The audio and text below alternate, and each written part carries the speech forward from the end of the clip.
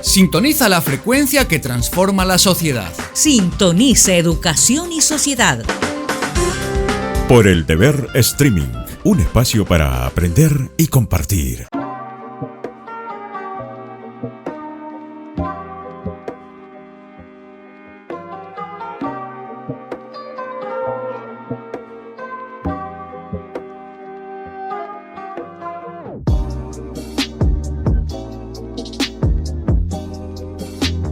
Amigos de Educación y Sociedad, gracias por estar con nosotros. Hoy hemos invitado a este set a Javier Aliaga, corresponsal de varios medios internacionales, más de 30 años ligado al periodismo y hoy como docente de Unifrance. Javier, gracias por estar con nosotros. Beatriz, gracias a ti por la invitación. Comencemos a hablar de esta evolución del periodismo. 30 años, nos ha tocado a ti y a mí comenzar desde lo analógico hasta lo digital. ¿Cómo está navegando el periodismo en estos tiempos disruptivos? Son tiempos disruptivos y muy complicados a la vez, y el periodismo está navegando con mucha incertidumbre, me parece, porque requiere asumir los retos que le plantea la realidad. Más en países como el nuestro, donde los avances y las innovaciones llegan un poco de forma tardía, frente a lo que pasa en países vecinos o más en Europa o en Estados Unidos. Llega de forma tardía y entonces el desafío requiere un esfuerzo económico, un esfuerzo formativo, un esfuerzo de capacitación permanente. Hablemos de lo digital y lo tecnológico en esta evolución del periodismo del que acabas de mencionar. Sí.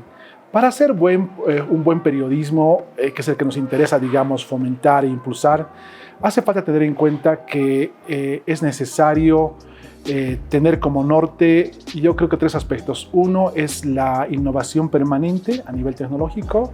2 es la especialización en términos de conocimiento temático. Y 3 es de una vez caer en cuenta de que las narrativas que deben ser ahora utilizadas son narrativas bien concretas, bien específicas y apuntan a la explicación de historias de vida, de contenido explicativo propiamente dicho, sobre temáticas específicas, ¿no? La generalidad, que eran los medios grandes y tradicionales, ya no está funcionando mucho para ser influyentes y para dar contenido útil, ¿no? Es necesario caer en los espacios particulares para dar una perspectiva más concreta a las cosas. Miren qué interesante lo que está diciendo Javier, y lo discutíamos justamente antes de comenzar esta entrevista. La generalidad, antes los medios imponían la agenda. ¿Quién salía? ¿Qué decían? ¿Cuánto tiempo lo decían?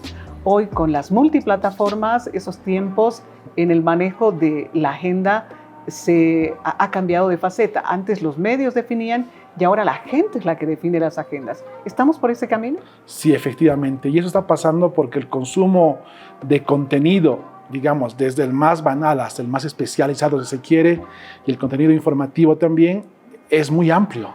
La gente, obviamente, a la hora de elegir consumir algo, elige lo más fácil en su mayoría. Entonces, esa es la condicionante que nos está empujando a los periodistas y al periodismo a ver las nuevas formas de contar, de innovarse y de poner en perspectiva las cosas para que funcione. Si no entendemos esos 3 desafíos grandes, difícilmente podremos cambiar, digamos, el rumbo de las cosas. Hablemos de narrativas. La narrativa del país desde las autoridades, desde la cosa pública, o la narrativa desde la gente. ¿También eso ha evolucionado? Sí. Yo creo que, y bueno, voy a mencionarte una encuesta, un trabajo de investigación de la Fundación Reuters, que es esta agencia internacional de noticias, que el año pasado explicaba, por ejemplo, que la gente tiene cada vez más disposición a leer noticias políticas o noticias que tengan con un conflicto en el medio, ¿no? Es decir, que la temática que se está contando sea conflictiva. Incluso la gente decía en varios países cuando se hizo la encuesta que esos temas a la gente le causan ansiedad, depresión, angustia, ¿no? Y que la gente naturalmente va buscando el consumo necesario y ágil para sentirse mejor. Entonces, efectivamente, en un país como Bolivia, que es conflictivo, de la fundación, me imagino, donde hay polarización permanente, no solamente a nivel de oposición y oficialismo, no, incluso dentro del oficialismo. O sea, efectivamente esos contenidos a la gente quizás no le están llamando la atención lo suficiente, ¿no? Siempre que se vincula a una cosa específica suya, le presta atención, como el tema de la gasolina, al rato lo comentábamos, ¿no? O el tema del dólar, que sé yo, se preocupa. y es normal. Pero la pelea misma, la pelea política en sí misma, la gente quizás no la entiende, digamos, ¿no? Está más preocupada por el día a día. Y hace falta bajarnos de las estructuras de contenido grandes, oficiales, gubernamentales, estatales, a las historias de vida, ¿no? Que nos permiten explicar mejor las cosas de la realidad.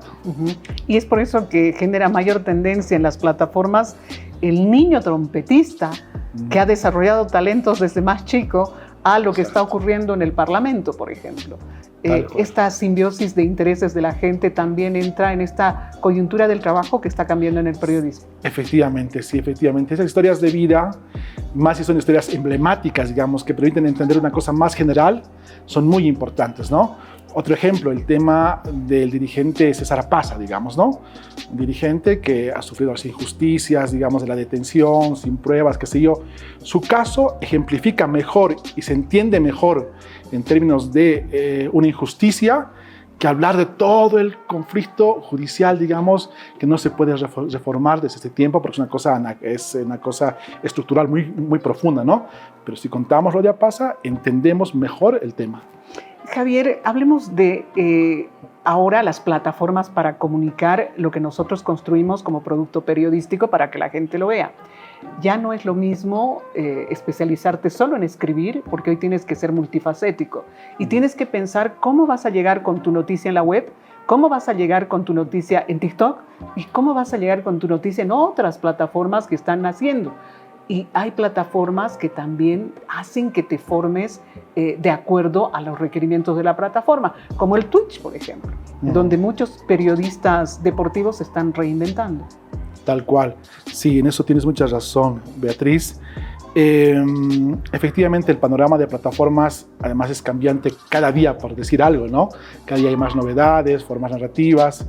Y entonces, yo por ejemplo, ayer te cuento una cosa así como anecdótica. Ayer vi un TikTok que pretendía ser informativo, en el que aparecía el expresidente Sebastián Piñera contando su muerte, lo que le ha pasado hace 2 días atrás, ¿no? El relato periodístico, digamos periodístico, era preciso, decía, he muerto a tal hora, en tal río, no sé, en tal lago, perdón, un accidente de helicóptero pasó esto. O sea, te impresionaba ver a un hombre hablando de su propia muerte y tenía sentido. Entonces, esa forma también de contar las cosas usando tecnología, inteligencia artificial, está cambiando igual las cosas, la comprensión de qué es narrar, ¿no es cierto? Narrar en tercera persona, yo periodista, o incluso narrar con inteligencia artificial usando un protagonista que acaba de fallecer. O sea, los límites de la ética también hay que pensar ahí, ¿no es cierto? Hasta dónde podemos llegar quizás, ¿no? Tiene su morbo eso, pero se está usando y la gente lo está consumiendo. Ese es el tema de fondo. Pero efectivamente, uno de los desafíos grandes, por ejemplo, del cambio en el periodismo, es tener gente para cambiar el periodismo. Que los estudiantes de ahora que tenemos en formación tengan las condiciones mínimas en tecnología, en nuevas formas narrativas, pero también es muy importante en cuestiones éticas y de honestidad intelectual. O sea, no podemos dejar de lado la formación ética e intelectual porque eso es lo que le da fundamento a todo lo demás, digamos.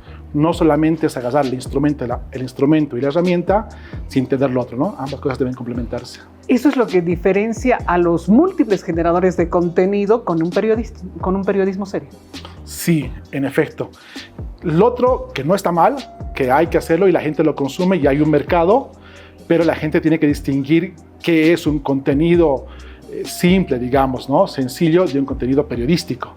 Y la importancia de hacer periodismo o fomentar el periodismo es de que el periodismo te entrega un contexto de información y datos que deberían permitirte decidir sobre tu vida, tener una mejor comprensión de la realidad y actuar en consecuencia, ¿no?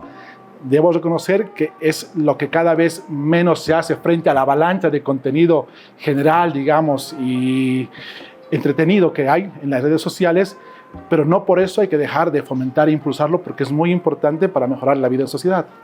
Qué interesante lo que dice y el rol del periodismo en este contexto en el que vivimos en una infodemia, sí, en el que vivimos rodeados del fake news. El rol del periodismo va en ese sentido. Lo que no hay que perder, y quiero sacar de esta entrevista que estamos compartiendo con Javier Aliaga, es justamente el tema de la credibilidad y la ética. A eso, el rigor de la noticia, el rigor periodístico, por la cercanía a la verdad, por difundir la verdad y generar un ambiente crítico para la toma de decisiones de la gente. Javier, qué gusto haberte tenido en este espacio como invitado. Gracias a ti, Beatriz. Vamos a invitarlo en otra oportunidad para seguir hablando de esto que nos apasiona, especialmente a los periodistas, y espero que haya construido también en su punto de vista. Gracias por acompañarnos en Educación y Sociedad.